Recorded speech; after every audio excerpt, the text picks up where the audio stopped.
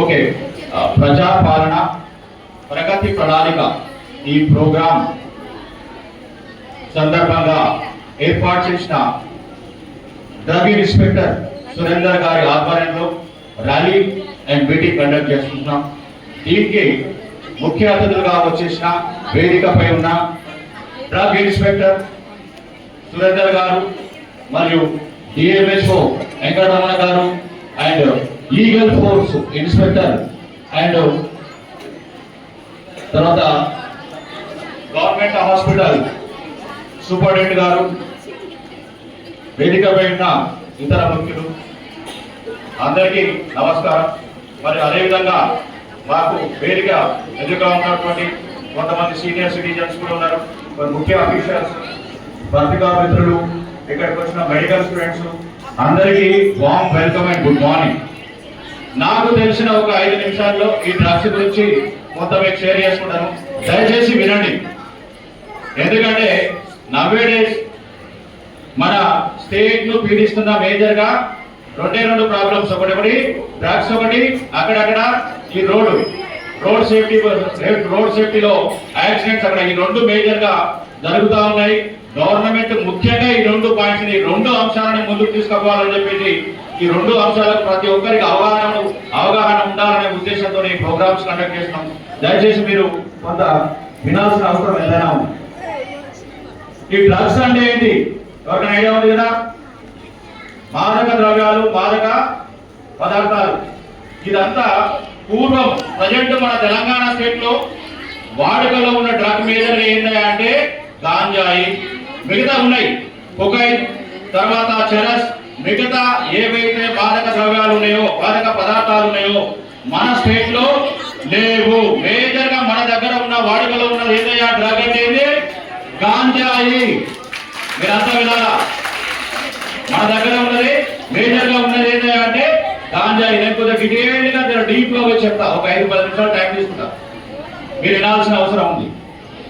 ఈ గాంజాయి పూర్వము మన ఫోర్ ఫాదర్స్, మన గ్రాండ్ ఫాదర్స్ పండుగల సందర్భాల్లో అప్పుడప్పుడు ఈ గాంజాయి యూజ్ చేసేవాళ్ళు. పొలాల్లో కూడా పండించేవాళ్ళు, అక్కడక్కడ కూడా 1-2 చెట్లు పెట్టుకొని ఈ దసరా, దీపావళి, సంక్రాంతి సమయంలో ఒక 50 సంవత్సరాల కింద మన ఫోర్ ఫాదర్స్ అప్పుడప్పుడు దాన్ని యూటిలైజ్ చేసేవాళ్ళు. తర్వాత ఏమైందంటే గవర్నమెంట్ ఏదైతే ఈ మత్తు పదార్థాలు ఉన్నాయో ఈ మత్తు పదార్థాలని మానవుని యొక్క సెంట్రల్ నర్వ్ సిస్టమ్ మీద డ్యామేజ్ చేస్తున్నాయి, ప్రేరేపితం చేస్తున్నాయి, మానవుని యొక్క ఆరోగ్యానికి ప్రమాదకరం అని చెప్పేసి దీన్ని 1985 లోనే ఎన్డీపీఎస్ యాక్ట్ అని ఒకటి తీసుకొచ్చినారు. అప్పటి నుంచి వీటన్నిటిని బ్యాన్ చేసి ఏం చేసినారంటే కొన్ని నేషనల్ కంపెనీస్, డ్రగ్స్ కంపెనీస్ కి మాత్రమే కొంత మోతాదులో, ఎందుకంటే ఇప్పుడు సర్జరీ చేస్తున్న క్రమంలో కొంతమంది పెయిన్స్ వస్తుంటారు పేషెంట్స్, దానికి కంట్రోల్ చేయడానికి కొన్ని మెడిసిన్స్ లో మాత్రమే కొంతవరకు పర్మిషన్ ఇచ్చేసి రిమైనింగ్ మొత్తం బ్యాన్ చేసినారు. అయితే కొంతమంది అక్రమార్కులు అంటే ఎక్కువ డబ్బులు సంపాదించాలి, ఈజీ గోయింగ్ ఈజీ మనీ సంపాదించాలనే ఉద్దేశంతో ఎక్కువ మందిని 15 to 25 ఇయర్స్ ఏదైతే ఎంగేజ్ లో ఉన్న స్టూడెంట్స్ ని టార్గెట్ గా చేసుకొని వాళ్ళని కస్టమర్ గా చేసుకోవాలనే ఉద్దేశంతో ఏం చేస్తారంటే ఇది మన తెలంగాణ స్టేట్ లో ఎక్కడ ఈ గాంజాయి పండించట్లేదు. మానవుడు సంచరించని ప్లేస్లలో ఎక్కడ అంటే ఏఓపి, ఇక్కడ నుంచి సీలేరు దాదాపు ఒక 2-3 గంటల్లో వెళ్తాం. ఇక్కడ నుంచి ఏదైతే ఏఓపి మన విజయనగరం కానీ వైజాగ్, శ్రీకాకుళం యొక్క మానవుడు సంచరించని ప్లేస్ లో లోయా ప్రాంతంలో అక్కడ గాంజాయి పండించేసి అక్కడ దాని యొక్క ధర ఎంత అంటే కేజీకి 2000 రూపాయలు. దాన్ని ట్రాన్స్పోర్ట్ తీసుకొచ్చేసి హైదరాబాద్కి వచ్చేవరకు దాని యొక్క కేజీ ఎంత అంటే 10,000 రూపాయల కాడికి వస్తుంది. మళ్ళీ అక్కడ నుంచి 10,000 కాడికి వచ్చిన తర్వాత స్టూడెంట్స్ కి ఒక 50 గ్రామ్స్ కి 500 రూపాయలు లేదా 1000 రూపాయలు, అంటే ఒక కేజీ గాంజాని దాదాపు 20,000 రూపాయలకు అమ్ముతా ఉన్నారు.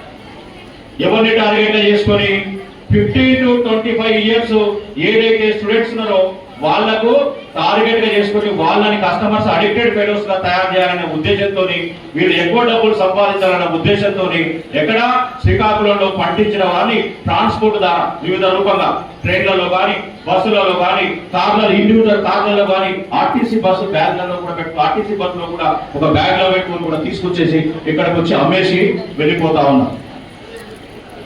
దీని అంతని కంట్రోల్ చేయడానికి కోసానికి ఈగల్ ఫోర్స్ టీజీ న్యాబ్ అని చెప్పి తెలంగాణ ప్రభుత్వం ఒక స్పెషల్ ఒక ఆర్గనైజేషన్ కూడా ఉన్నది. దీనికోసానికి దీన్ని కంట్రోల్ చేయడానికి కోసానికి టీజీ న్యాబ్ అని తెలంగాణ గవర్నమెంట్ ఈ డ్రగ్స్ కంట్రోల్ ఒక టీజీ గారిని కూడా ఇన్ఛార్జ్ గా ఇచ్చి ఒక ఆర్గనైజేషన్ కూడా పనిచేస్తున్నది.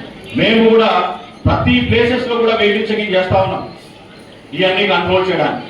అయితే ఇది ఏం చేస్తుంది గాంజా అంటే మానవునికి ఈ 15 to 25 years ఏదైతే కుర్రోళ్ళు ఉన్నారో వాళ్ళకు ఫస్ట్ తీసుకుపోయి ఫ్రీ ఆఫ్ కాస్ట్ లో ఇస్తారు. దీన్ని ఎట్లాగా బాబు వినాలమ్మా, మీరు అందరు మెడికల్ స్టూడెంట్స్ ఉన్నారు, దయచేసి కోసం వినాలా.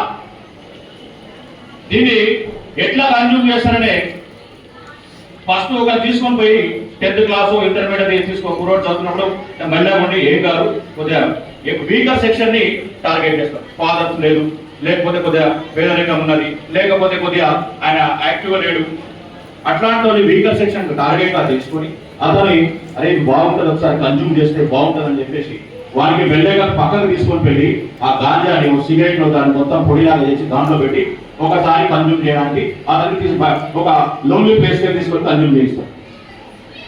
అది ఫస్ట్ టైం కన్జ్యూమ్ చేసినప్పుడు ఏమొస్తుంది ఒక 1000 ఏనుగుల బలం వచ్చినంత అదే ఇస్తుంది. ఫస్ట్ టైం గాంజా కన్జ్యూమ్ చేసినప్పుడు ఒక డిఫరెంట్ ఫీలింగ్, వాడు ఏదో గాల్లో తేలుతున్నట్టు, ఒక 1000 ఏనుగుల బలం వచ్చినట్టు ఒక డిఫరెంట్ ఫీల్ అది మానవునికి వస్తుంది. అక్కడ ఉన్న ఏదైతే స్టూడెంట్ కన్జ్యూమ్ చేసిండో అతనికి వస్తుంది.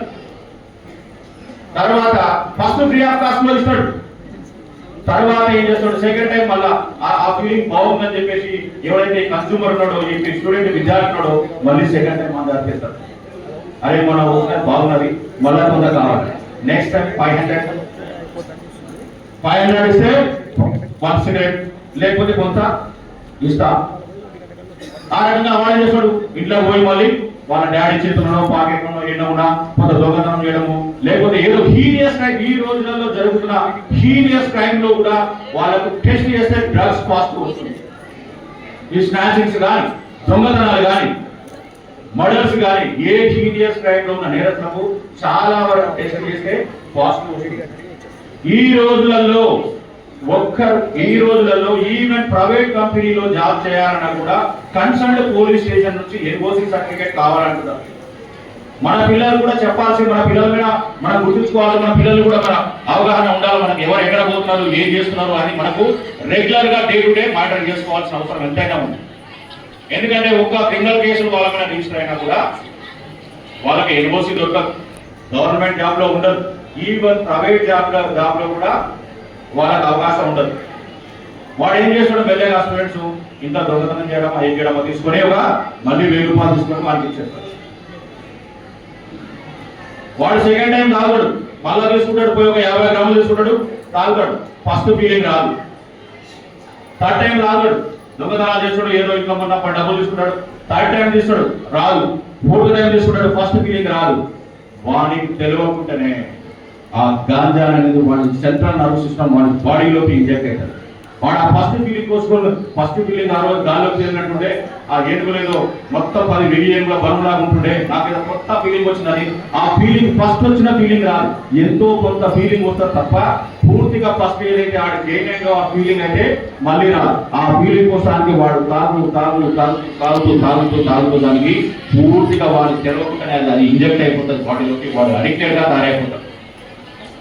వాడి సెంట్రల్ నర్వస్ సిస్టమ్ వాడి కంట్రోల్ లేకుండా పోతుంది. వాడు ఏం మాట్లాడుతున్నా వాడికి బైపోలార్ డిసీజ్ వస్తుంది. ఇక్కడ అందరు మెడికల్ స్టూడెంట్స్ ఉన్నారు, బైపోలార్ డిసీజ్ అంటే అందరికి ఐడియా ఉంటుంది. వాడు ఏం మాట్లాడుతున్నా ఉండదు, వాడి కంట్రోల్లో ఉండదు. వాడు ఏం చేస్తున్నాడు ఒక్కొక్కసారి వాడి కంట్రోల్లో ఉండదు, వాడి సైకాలజీ వాడి కంట్రోల్లో ఉండదు. అట్లాంటప్పుడు ఏ విషయం ఏ క్రైమ్ చేసినా కూడా వాడు ఏం చేస్తున్నాడు ఏ పని చేస్తున్నా కూడా వాడి సోయిలేని పరిస్థితిలో ఉంటాడు. దీనంతటి కంట్రోల్ చేయడానికి ఏమున్నాయి మన దగ్గర? రిహాబిలిటేషన్ సెంటర్స్ ఉన్నాయి. ఈ రోజులలో ఒక్కరిని రిహాబిలిటేట్ చేయడానికి దాదాపు ఒక నెలకు ఒకరికి 25,000 రూపాయలు తీసుకుంటున్నారు బయట. ఒక ప్రైవేట్ ఇన్స్టిట్యూషన్లో. ఈవెన్ హైదరాబాద్లో కూడా 25,000 నుంచి 50,000. అంటే మన పేరెంట్స్ పిల్లల్ని చదువుకోవడానికి పంపిస్తే దీనికి ఒకవేళ అడిక్ట్ అయిన అనుకోండి, వారి పరిస్థితి ఏంటి? దాదాపు ఒక 6 to 1 year వరకు ఒక డి అడిక్షన్ సెంటర్లో, రిహాబిలిటేషన్ సెంటర్లో నెలకు 25,000 నుంచి 50,000 రూపాయలు కట్టుకుంటూ వాళ్ళ పేరెంట్స్ 1 లేదా 2 సంవత్సరాలు వాడిని అక్కడ ఉంచితే వాడు కొద్దిగా డిహైడ్రేట్, మళ్ళీ వాడు మళ్ళీ కొద్దిగా రిహాబిలిటేట్ అయ్యి బయటకు వస్తే మళ్ళీ వాడు కొద్దిగా జీవితం సెట్ కావడానికి అవకాశం. మళ్ళీ వచ్చి మళ్ళీ గాంజా మళ్ళీ ఒకవేళ గాంజా కన్జ్యూమ్ చేసినట్లయితే వాడి లైఫ్ ఎవరైనా కాపాడగలుగుతారా? వాడిలో ఒకసారి వాడి యొక్క స్ట్రెంత్ తగ్గిపోతుంది, వాడి యొక్క స్ట్రెంత్ బలం తగ్గిపోతుంది. కొంతమంది రెగ్యులర్ గా మీ హాస్పిటల్కి వచ్చే వాళ్ళు ఉంటారు. అడిక్షన్ మామూలుగా ఆల్కహాల్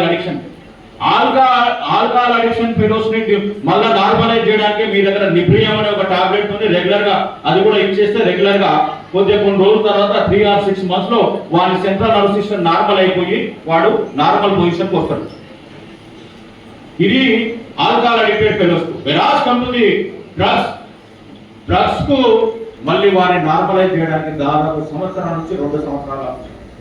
దీంట్లో ఆడ మగ తేడా లేదు. ప్రతి ఒక్కరు దాకా రీసెంట్ గా ఈవెన్ కొన్ని బీటెక్ కాలేజ్లో లేడీస్ కూడా తాగి పైనుంచి దుగ్గిన వీడియో విజువల్స్ కానీ ఇవన్నీ న్యూస్ లో మనం చూసాం. లేడీస్ కి సంబంధించిన రిహాబిలిటేషన్ సెంటర్లు కూడా హైదరాబాద్ లో లేవు, ఎక్కడున్నాయి? బెంగళూరులో ఉన్నది.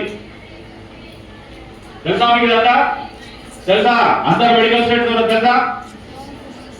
మళ్ళీ బెంగళూరుకి వెళ్ళి అక్కడ పర్ మంత్ 50,000 కట్టి మళ్ళీ 1 year 2 years ఉంటే మళ్ళీ రిహాబిలిటేట్ అయి బయటకు వస్తారు.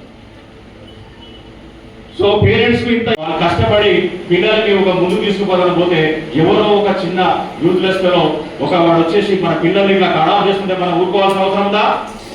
మనం డే టు డే మన పిల్లలందరినీ మానిటర్ చేయాల్సిన అవసరం ఉంది. ఇక్కడ మెడికల్ వాళ్ళకు కూడా నేను చెప్తా ఉన్నా, వాళ్ళందరికీ వచ్చిన వాళ్ళకి ట్రీట్మెంట్ తో పాటు కౌన్సిలింగ్ కూడా ఇవ్వాలా. ఏం చేయాలా? కౌన్సిలింగ్ కూడా ఇవ్వాలా. ఎందుకంటే మీకు తెలుసు ఈ సబ్జెక్టు, డ్రగ్స్ గురించి తెలిసిన సబ్జెక్టు ఇంకెవరికి తెలుస్తుంది? మీరే కదా ట్రీట్మెంట్ ఇవ్వాల్సిందే. సో మీరు డ్రగ్స్ తో పాటు కొంత డ్రగ్స్ ఏదైతే పేషెంట్ వాడు వచ్చినప్పుడు ట్రీట్మెంట్ తో పాటు కొంత కౌన్సిలింగ్ కూడా ఇవ్వాలా. ఒకవేళ వాళ్ళు అన్కంట్రోల్ పొజిషన్ లో ఉన్నప్పుడు వాళ్ళ పేరెంట్స్ కు సజెస్ట్ చేయాలా. సజెస్ట్ చేసి ఏదైతే డిహైడ్రేషన్ ఏవైతే రిహాబిలిటేషన్ సెంటర్స్ ఉన్నాయో వాళ్ళకి ప్రోత్సహించాలా. ఈ గవర్నమెంట్ రిహాబిలిటేషన్ సెంటర్లో కూడా పంపే విధంగా చూసుకోవాలి. ఒక 6 or 1 year అక్కడ ఉండి ట్రీట్మెంట్ అయి బయటకు వచ్చే విధంగా చూసుకోవాలి. మేము కూడా రెగ్యులర్ గా ఏం చేస్తున్నామంటే ఏదైతే గాంజా కన్జ్యూమర్స్ ని మన ఏరియాలో సూర్యాపేట టౌన్ లో ఉన్న వాళ్ళందరినీ ఐడెంటిఫై చేసి ఒక లిస్టు తయారు చేసుకున్నాం. ఒక లిస్టు తయారు చేసుకొని మాకు ఏదైతే ఈగల్ ఫోర్స్ టీజీన్ యాప్ ద్వారా వాళ్ళు మాకు డ్రగ్స్ కిట్ ఇచ్చేస్తే ప్రతి నెల ఒక వారానికి కొంతమంది 5 మంది 10 మందిని పిలిపించి యూరిన్ టెస్ట్, మా దగ్గర ఉన్న టెస్ట్ పోలీస్ స్టేషన్ లో కూడా టెస్ట్ చేస్తా ఉన్నాం. వితిన్ 2-3 minutes లో వాడు గాంజా కన్జ్యూమ్ చేసినా లేదని మాకు తెలుస్తా ఉన్నది. ఈవెన్ వెహికల్ చెకింగ్ కండక్ట్ చేస్తున్న వాళ్ళను కూడా ఎవరైనా మాకు సస్పీషియస్ అనిపిస్తే వాళ్ళని కూడా చెక్ చేస్తాం. ఎట్లా అనిపిస్తారు సస్పీషియస్? గాంజా కన్జ్యూమ్ చేసి డ్రగ్స్ కు అలవాటు పడినామని మనం గుర్తిస్తామా లేదా? ఏమైనా ఈ జుట్టంతా పైకి వస్తుంది, ఈ కడపంతా లోపలికి పోతుంది. ఇక్కడ మొత్తం సైడ్ ఇక్కడ టాటూలు, ఇక్కడ ఒక స్టీరింగ్. ఇప్పుడు వీళ్ళందరికీ గాంజా ఒకటి ఉన్నది హైదరాబాద్ లో. దాంట్లో పాత బజార్కి వెళ్ళినప్పుడు మనకి ఒక టాటూ ఉంటుంది, ఒక స్టీరింగ్ టైప్ టాటూ. ఆ టాటూ హోటల్కే ఆ దూరిపేట పెట్టాలని చూస్తాడు. This fellow is ganja consumer, వీడు దానికోసానికి వచ్చిందని చెప్పి రారా బాబు అని చెప్పి. అంటే ఎట్లా ఉన్నారంటే చూస్తే కూడా తెలుసుకునే పరిస్థితి కూడా ఉన్నది. ఈ రెగ్యులర్ గా దీన్ని కన్జ్యూమ్ చేయడం వల్ల వాడి సెంట్రల్ నర్వస్ సిస్టమ్ మొత్తం డ్యామేజ్ అయింది. బాడీలో ఆర్గాన్స్ మీద ఎఫెక్ట్ పడుతుంది, ఆర్గాన్స్ కూడా డ్యామేజ్ అయితే మనిషి ఒకసారి డ్రగ్స్ కు అడిక్ట్ అయ్యి మళ్ళీ బయటకు వస్తే వాడి సిస్టమ్ కూడా వాడికి సపోర్ట్ చేయదు. మళ్ళీ వాడి సమాజంలో నిలబడి మళ్ళీ సమాజాన్ని గుర్తించే విధంగా బతకాలంటే కొంచెం ఇబ్బందికరంగా అవుతుంది. అందుకనే మనము స్టార్టింగ్ లో తృణప్రాయంలో ఉన్న దాన్ని తీసేయాల్సిన బాధ్యత ఎవరి మీద ఉంది? మనం చెప్పాల్సిన కౌన్సిలింగ్ చేయాల్సిన బాధ్యత ఎవరి మీద ఉంది? మరి వీళ్ళంతా ఇంకా అందరు గట్టిగా వచ్చేసినావా, ప్రోగ్రామ్ చేసినావా, మనం ముచ్చట్లు పెట్టుకున్నావా, మాట్లాడుకున్నావా, ఎక్కిపోయినావా అంటే ఎట్లా? అందరూ ఒక ఆఫీసర్ మాట్లాడుతుంటే మీరు ఎందుకు సైలెన్స్ ఉండలేరు? అందరు స్టూడెంట్స్ ఉన్నారు కదా, ఉండాల్సిన అవసరం ఉందా లేదా? ఓకే, ఇదందరినీ కొద్దిగా మనం ఇంపార్టెన్స్ తీసుకొని సీరియస్నెస్ తీసుకొని ఈ అడిక్టర్స్ కానీ వీళ్ళందరికీ మనం కొంత సేవ చేయాల్సిన అవసరం ఉంది. దీన్ని ముందే ప్రివెంట్ చేయాల్సిన అవసరం ఉంది. ఇంకా చాలా మంది ఆఫీసర్స్ ఉన్నారు, డ్రగ్స్ గురించి మీకు ఇంకా బాగా చెప్తారని ఆశిస్తున్నాను. ఈ అవకాశం ఇచ్చిన ఈ డ్రగ్ ఇన్స్పెక్టర్ సురేందర్ గారికి థ్యాంక్ యూ.